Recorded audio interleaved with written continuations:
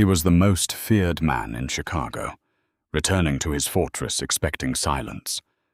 Instead, a heavy hand clamped over his mouth in the suffocating darkness. It was the overweight Maid everyone ignored, whispering, "Stay quiet." What she handed him next wasn't a towel, it was his own death warrant. The Lombardi estate in Highland Park was a sprawling monument to new money and old blood. Its cold marble floors and echoing cavernous hallways were designed to intimidate, built by a Mafia empire that ruled the Midwest underground. For Ellie Davies, it was a daily purgatory. Ellie was the head maid, though the title was a hollow courtesy. At 300 pounds, she was a stark contrast to the sleek, manicured aesthetic that the Lombardi family demanded. She was often the punchline of cruel jokes whispered in the staff kitchen, a target for the venomous barbs of the lady of the house, Victoria Lombardi. Victoria was a former beauty queen, with a heart as cold as the ice she wore on her fingers. She commanded the household with terrifying precision, and she despised Ellie. "Don't let her near the good crystal, Lorenzo," Victoria would sneer, sipping her morning mimosa while leaning against the granite kitchen island. "She'll probably eat it. Look at her waddle." Lorenzo Rossi, the underboss and Leo Lombardi's right-hand man, would only chuckle, his dark eyes sliding over Ellie with utter disgust. "Careful, Victoria. If she falls, she'll crack the foundation." Ellie would keep her head down, her face burning, gripping her cleaning caddy until her knuckles turned white. She never spoke back. In the Mafia world, the staff were meant to be deaf, dumb, and blind. But Ellie was none of those things. Her size, which made her a target for mockery, also rendered her invisible. People don't guard their secrets around the help they don't respect. They spoke freely, assuming she was too stupid or too slow to understand the gravity of their conversations. That was their first fatal mistake. The master of the house, Leo Lombardi, was a different story. He was ruthless on the streets, a man who had inherited a crumbling empire from his late father, Carmine, and forged it into steel. Yet inside the walls of his home, he was a ghost. He worked late, drank heavily, and barely spoke to his wife. But he had never insulted Ellie.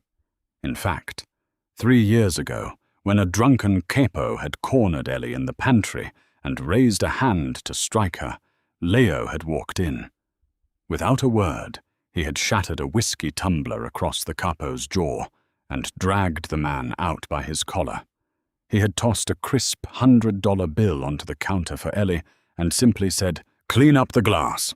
It wasn't a grand declaration of kindness, but in a house devoid of mercy, it was enough to forge an unbreakable, silent loyalty in Ellie's heart.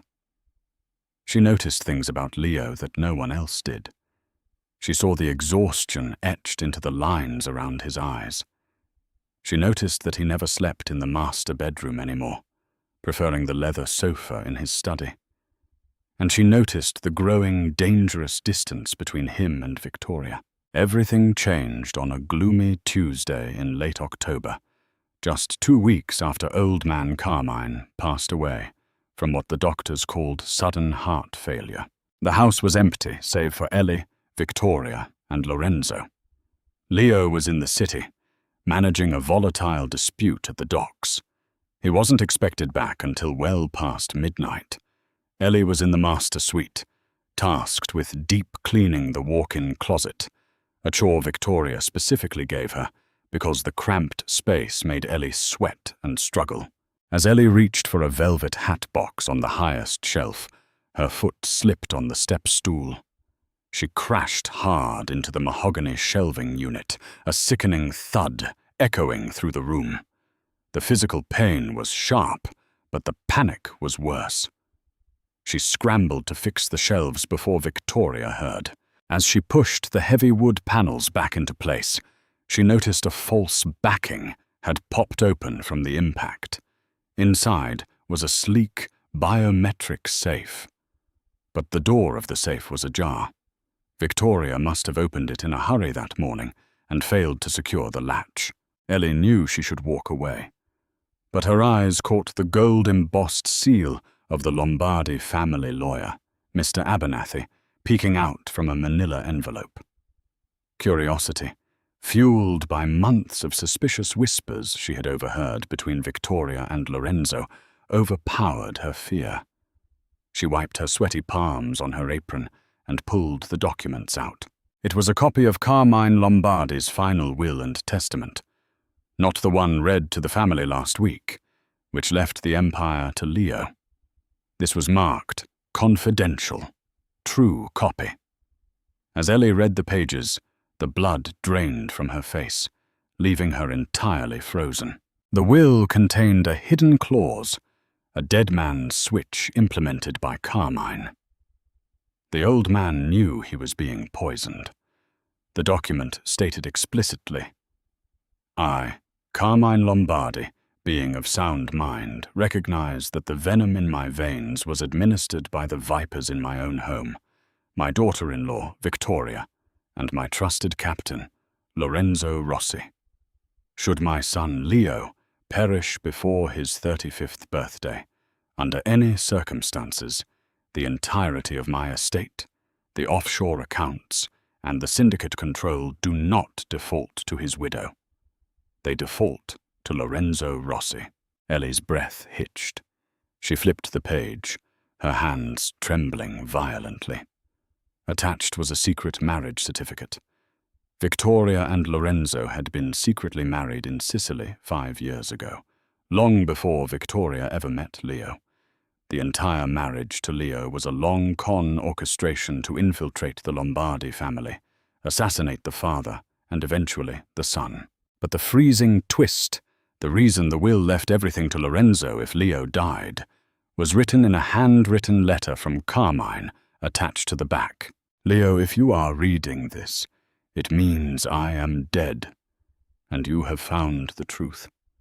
Lorenzo is not just my underboss. He is your older half-brother, my bastard son. I brought him in to protect you, not knowing I was inviting the devil to our table. He has allied with the cartel through his secret wife, Victoria. They killed me. If you die before your 35th birthday, the archaic blood laws of our syndicate dictate the eldest surviving blood relative takes the throne. They will kill you to take the crown." Tomorrow was Leo's 35th birthday. Ellie shoved the papers back into the safe, her heart hammering against her ribs like a trapped bird. She had to warn him. But as she stepped out of the closet, she heard voices drifting up from the grand foyer. "The whiskey is prepared?" Victoria's voice was hushed but sharp. "Odorless, tasteless," Lorenzo replied, his heavy boots clicking on the marble. "Tetrodotoxin. It mimics a massive coronary, just like the old man. By the time the coroner looks at him, he'll just be another stressed-out Mafia boss who died of a heart attack." And the lawyer? "Abernathy is taking a permanent swim in Lake Michigan. There is no one left who knows about the original will. Tonight, when Leo gets home, he pours his usual double neat. By morning, I am the boss of Chicago, and you are the grieving widow." Ellie pressed her large frame against the wall, a cold sweat breaking out across her forehead. Tonight. They were going to kill him tonight. She looked at her watch. It was 2:30 p.m. She had hours to figure out how to contact him, how to slip past the armed guards outside, and how to dump the poisoned whiskey without raising suspicion. But fate in the Mafia rarely checks a schedule. At exactly 2:45 p.m., the heavy iron gates of the Lombardi estate groaned open. Ellie was in the kitchen, frantically staring at the house phone, trying to remember the secure line to Leo's driver. The sound of tires crunching on the wet gravel made her jump. She peeked through the blinds. A sleek black SUV was pulling up to the front steps. The rain was coming down in sheets, but there was no mistaking the broad-shouldered figure stepping out of the vehicle. It was Leo. He was home 9 hours early. Panic seized Ellie's chest, tightening her airways. She heard Victoria and Lorenzo upstairs in the master suite, entirely unaware that the master of the house had just walked through the front door. Leo looked battered. His tailored suit was soaked, his tie loosened, and there was a dark bruise forming along his jawline. The dock dispute must have gone south. He waved off his driver, pushing the heavy oak doors open with a tired groan. Ellie knew his routine like clockwork. Bad day. Wet clothes. He would bypass the grand staircase, head straight down the west corridor to his private study, and pour himself a massive glass of the Macallan 25 kept on his desk. The poisoned Macallan 25. She didn't think. The adrenaline overrode her insecurities, her fear of being mocked, and her fear of the gun she knew Lorenzo carried. She moved with a speed and silence that bellied her heavy frame, slipping out of the kitchen and rushing down the servants' hallway that ran parallel to the main corridor. She reached the study just seconds before he did. The room was dark, heavily draped in velvet and smelling of cigar smoke and old leather. On the mahogany desk, the crystal decanter glowed like a lethal trap in the dim light. The brass doorknob turned. Ellie didn't have time to dump the liquor. She didn't have time to hide the glass. She reacted on pure, terrifying instinct. As Leo stepped into the room, reaching out to flick on the brass desk lamp, a heavy hand shot out from the shadows behind the door. Ellie clamped her thick, calloused palm over his mouth, using her substantial body weight to drag him backward into the narrow, pitch-black utility closet, hidden behind the bookshelves, a secret passage used by the staff to clean the fireplaces unseen. Leo's reaction was instantaneous. He was a trained killer. He grabbed her wrist, his grip like a steel vice, ready to snap her arm and draw the combat knife at his belt. "Stay quiet," Ellie whispered, her voice trembling but surprisingly fierce. She pressed herself against the door as it clicked shut, plunging them into total darkness. Leo froze. He recognized the voice. It wasn't an assassin. It was the Maid. The fat one. Ellie. He slowly released her wrist, though his body remained rigidly tense. He reached into his pocket and clicked on a small tactical penlight, shining it in her face. She was breathing heavily, her face pale and glistening with sweat, her eyes wide with unadulterated terror. "What the hell are you doing?" he hissed, his voice a lethal, low rumble. "If you don't have a damn good reason for putting your hands on me, I will—" "They're going to kill you," she breathed out, the words rushing out in a frantic tumble. "Your wife. And Lorenzo. They poisoned the whiskey on your desk. Tetrodotoxin. It causes a heart attack." Leo's eyes narrowed, the penlight casting harsh shadows across his rugged face. "You're out of your mind. Lorenzo is my brother-in-arms." "He's your actual brother," Ellie shot back, realizing she had to drop the bomb immediately, or he wouldn't believe her. "Your half-brother, your father's bastard son, and he's been married to Victoria for 5 years. The silence in the cramped closet was deafening. The only sound was the heavy drumming of the rain against the mansion windows. Leo stared at her, the penlight trembling just a fraction of an inch in his hand. The words she spoke were insane, yet they clicked into place. The late-night meetings he thought were about syndicate business. The way Victoria always knew his schedule. The sudden, inexplicable death of his father. The toughest man he had ever known. "Why should I believe a word you're saying?" Leo demanded softly, stepping closer. Ellie reached into the deep pocket of her apron and pulled out the crumpled pages she had stolen from the biometric safe. "Because I found this, your father's real will.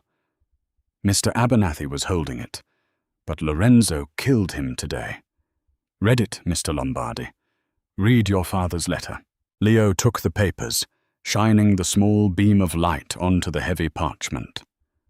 Ellie watched his face as his eyes scanned the handwritten note from Carmine. She saw the exact moment his heart broke, followed immediately by the moment his blood turned to ice. The muscles in his jaw locked, and a terrifying, cold darkness settled into his eyes. Suddenly, heavy footsteps echoed in the study outside their hidden door. Click. The main lights in the study flicked on. Ellie and Leo held their breath, standing mere inches apart in the dark. Leo instinctively moved his arm, shielding Ellie behind him, his other hand smoothly drawing a silenced Glock 19 from his shoulder holster. "I heard the front door." Lorenzo's voice filtered through the wood, tense and alert. "His car is outside," Victoria replied, her heels clicking on the hardwood floor. "He must be in the house. Why isn't he in here?" "The whiskey is untouched," Lorenzo muttered. "Check the downstairs bathrooms. If he went to the basement, I'll handle it. Keep your phone on you." They listened as the two conspirators left the room, the door clicking shut behind them. Leo lowered his gun slightly and turned back to Ellie. He looked at her not as a piece of furniture, not as the invisible, overweight maid, but as the woman who had just saved his life at the risk of her own. "How did you know they were upstairs?" he whispered. "I hear everything," she replied softly, her eyes meeting his. "They don't see me, Mr. Lombardi. They never have." "Call me Leo," he said, his voice stripped of its usual commanding bark, replaced by something dangerously calm. He folded his father's will and tucked it into his jacket. "And tonight, Ellie, we are going to make them see you. We are going to make them see everything." He reached out and gently squeezed her shoulder. A grounding, terrifying promise. The Mafia boss had returned home early to a death trap, but thanks to the bravest woman in the house, the hunters were about to become the prey. The cramped darkness of the utility closet smelled of soot and old wood. Outside, the sprawling Highland Park mansion had transformed from a prison into a war zone. "They control the perimeter guards," Leo whispered, the faint beam of his penlight reflecting off the cold steel of his Glock. "If Lorenzo is making a move tonight, he's already bought off the night shift. Carter, Donovan, probably even the gatekeeper. I'm completely blind in my own house." "Not completely," Ellie murmured, her breathing finally steadying. She had spent 5 years memorizing every creak of the floorboards, every blind spot of the security cameras, and every hidden servants' passage the Lombardi ancestors had built during the Prohibition era. The cameras in the West Wing have a 3-second lag when they pan. And the basement cellar. The servants' staircase behind the kitchen pantry leads directly down there. There are no cameras. Leo studied her face in the dim light. The mockery of the Mafia wives, the cruelty of his own staff. They had all looked at Ellie and seen a slow, overweight maid. They had entirely missed the sharp, calculating intellect burning behind her eyes. "Lorenzo said he was checking the basement," Leo said, his voice dropping an octave. "I need to take him out quietly before he realizes I'm not just a walking corpse. Can you get me down there unseen?" "Yes." Ellie didn't hesitate. She turned and pressed her thick shoulder against the back wall of the closet. With a heavy grunt, she engaged a rusted latch hidden in the brickwork. A narrow, dusty corridor opened up, leading toward the kitchen. They moved in absolute silence. Ellie led the way, her soft-soled nursing shoes making zero sound on the concrete, a stark contrast to the heavy, echoing boots the cartel thugs wore. Leo followed closely, a lethal shadow, his eyes darting to every corner. For the first time in his brutal 34-year life, the undisputed boss of the Chicago syndicate was trusting his life entirely to someone else. They reached the back of the kitchen pantry. Through the slats of the door they could see Donovan, one of the perimeter guards, leaning against the marble island, texting on a burner phone. Leo signaled for Ellie to stay back. He slipped through the pantry door like a ghost. Before Donovan could even register the movement, Leo's forearm was wrapped around the guard's throat, dragging him backward into the darkness of the dining room. There was a brief, violent scuffle, a sickening crunch, and then silence. Leo returned a moment later, breathing slightly heavier, dragging Donovan's radio and earpiece. He tossed the radio to Ellie. "If you hear Victoria calling for a sweep, you press the button twice. It's a false clear signal." Ellie nodded, her hands gripping the plastic device. "Go to the garage," Leo instructed, his eyes locking onto hers. "Take my keys. There's a black duffel bag in the trunk of the Aston Martin. It has cash, passports, and a clean phone. If I don't come up from the basement in 10 minutes, you take the car, and you drive. You don't stop until you reach the safe house in Traverse City." "I'm not leaving you," Ellie whispered fiercely, her grip tightening on the radio. "They know what I look like. They know I clean the study. If they find you dead, they'll bury me right next to you just to tie up loose ends." Leo's jaw clenched. She was right. In this world, innocence was not a shield. It was a liability. 10 minutes, Ellie. Then you run." Leo descended the spiral iron staircase into the wine cellar. The air grew frigid. Rows of vintage Italian reds and French champagnes stretched into the gloom. At the far end, standing near a rack of Barolo, was Lorenzo. He was whispering frantically into his cell phone. "I don't care about the storm, just get the coroner on standby," Lorenzo hissed. "As soon as he drinks it, we need the body cleared before his loyalists on the south side catch wind. You always were impatient, brother." Lorenzo whipped around, dropping the phone.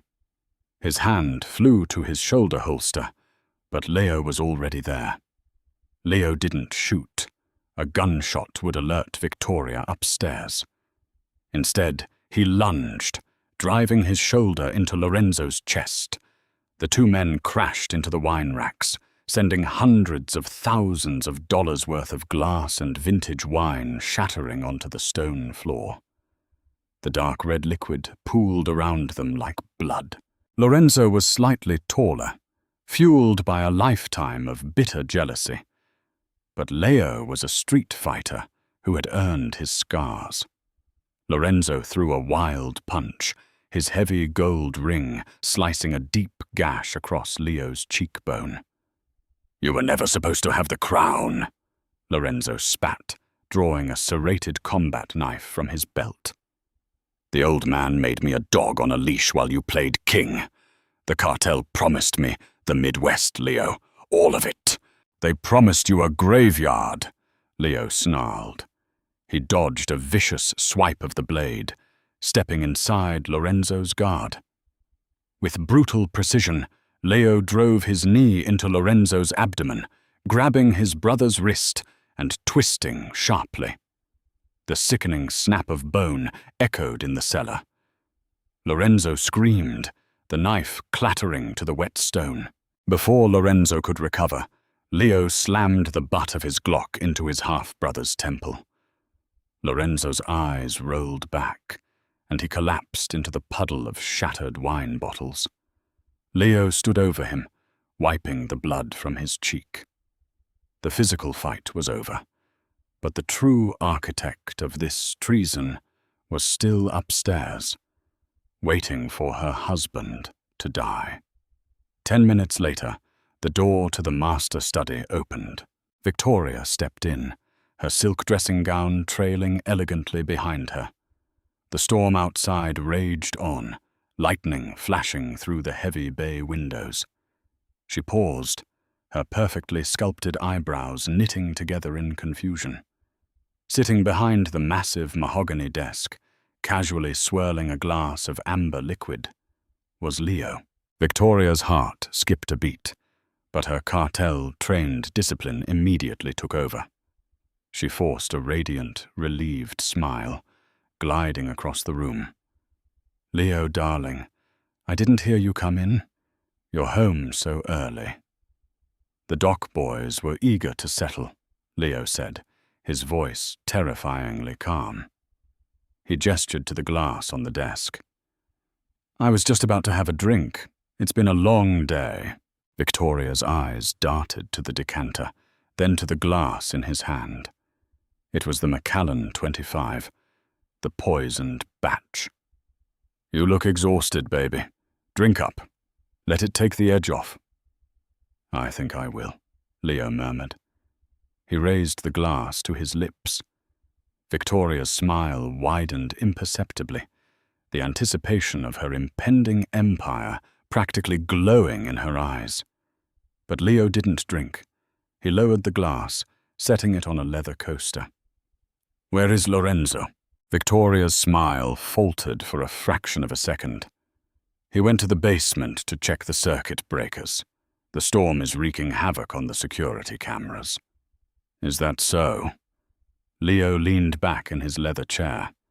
"Because I just had a very interesting conversation with him down there, among the shattered Barolo. He told me a fascinating story about a wedding in Sicily 5 years ago." The color completely drained from Victoria's face.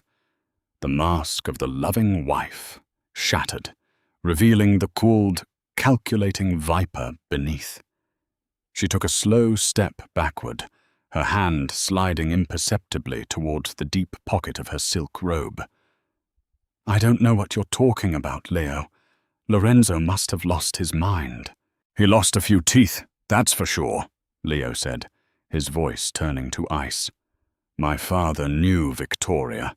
He left a true will. He knew you poisoned him.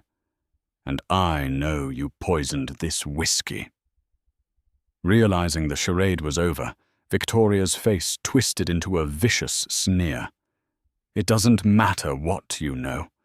You're a dead man walking, Leo. The house is surrounded by my men. You have no one." She yanked a suppressed silver compact pistol from her robe, aiming it squarely at Leo's chest. "It's a shame the poison didn't work. A bullet is so much messier to explain to the coroner." Before she could pull the trigger, the heavy velvet drapes behind her violently rustled. Ellie, who had slipped into the room through the secret passage moments before Victoria arrived, lunged. She didn't have a weapon, and she didn't have tactical training, but she had 300 pounds of momentum and a lifetime of pent-up fury from being treated like garbage. Ellie slammed into Victoria like a freight train. The impact knocked the breath from the cartel princess, sending both women crashing to the floor. The suppressed pistol discharged wildly, the bullet shattering the crystal decanter on the desk. Victoria shrieked, kicking and clawing like a wildcat, her manicured nails tearing at Ellie's arms. "Get off me, you fat cow!" Victoria screamed, trying to bring the gun around to point at Ellie's face. But Ellie didn't flinch. She pinned Victoria's gun arm to the floor beneath her heavy knee, using her substantial weight to entirely immobilize the smaller woman. With a fierce roar of exertion, Ellie grabbed Victoria's wrist and twisted it backward until Victoria screamed in agony, the silver gun skittering across the hardwood floor. Leo was around the desk in a flash. He kicked the gun away and pulled Victoria up by her hair, pressing the barrel of his Glock beneath her chin. "It seems you miscalculated," Leo whispered dangerously into his wife's ear. "I do have someone."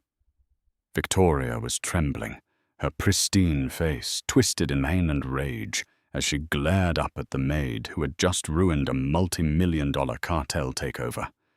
"You're going to let the help take me down?" "She isn't the help," Leo said coldly.